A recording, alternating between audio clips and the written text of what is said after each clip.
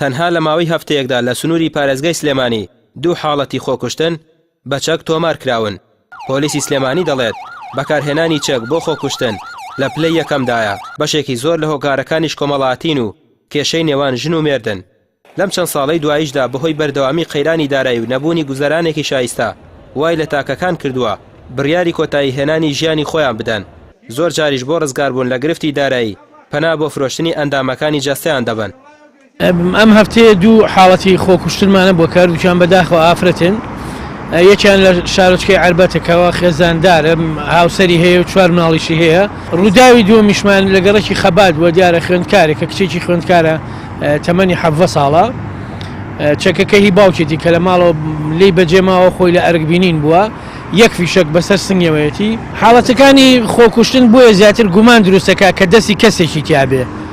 بۆیە ئێمە زیاتر لێکۆڵینەوەکەین بەڵام خۆ هەڵواسین بە پەت و ئەمانە دیارە ئەو کاتە یەکسەر دەرەکەوێت کە ئەمە کەسەکە خۆی ئینتیحار کردو بۆی کە دەرگاکە لە دیوینەوە داخراوە پەتەکە و کورسی و دانانی شوێنینەکە تیمەکانی بەڵگەی تاوان لە 60 بۆیانە سەلمێک کە ئەمە خۆکوژیە. سەرۆکی کۆمەڵەی کرێنشینان لە هەرێمی کوردستان دەڵێت 9 حاڵەتی فرۆشتنی گورچی لەلایەن تۆمار کراوە. ئەو کەسانەشی بەخشیویانە هۆکارەکەی بۆ خراپی باری گوزەران و هەڵنەوەشانەوەی خێزانەکانیان دەگەڕێنەوە یاخود بۆ کرێی خان و پێداویستیەکانی ڕۆژانە. دەژڵێت ئەوانەی پەنا بۆ ئەو کارە دەبن قەیرانەکانی ساڵی 2016 و 2015 هۆکاری سەرەکی بوون بۆ خۆکوشتن و جیابوونەوەی خێزانەکان.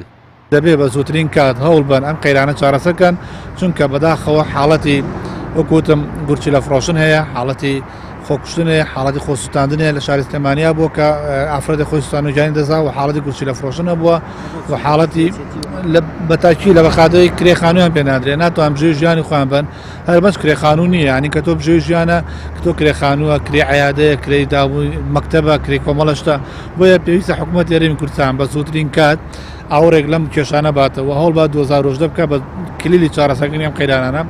دۆخی دارایی هەوڵاتیان سەرڕای ئەوەی هیچ هەنگاوێک نییە بە ئاراستەی چارەسەرکردنی بگرە ڕۆژ لە دوای ڕۆژ بەرەو خراپتر دەڕوات.